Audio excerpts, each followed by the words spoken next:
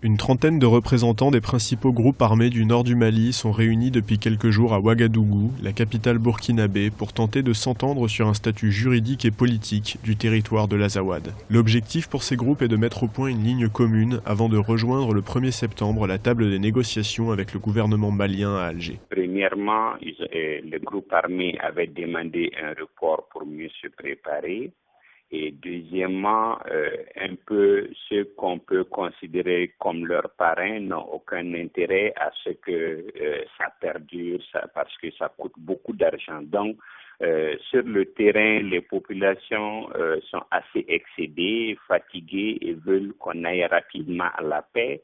Et de l'autre côté, ça coûte énormément à ceux qui entretiennent ces gens-là. Donc, tout le monde veut aller à un consensus maintenant. Parmi ces groupes se trouvent des représentants du mouvement arabe de l'Azawad, des forces patriotiques et de la coalition du peuple pour l'Azawad. Si harmoniser les rapports entre ces groupes n'a pas toujours été chose aisée, ces négociations semblent cette fois-ci avoir des chances d'aboutir. Il est évident qu'ils vont s'entendre sur un minimum.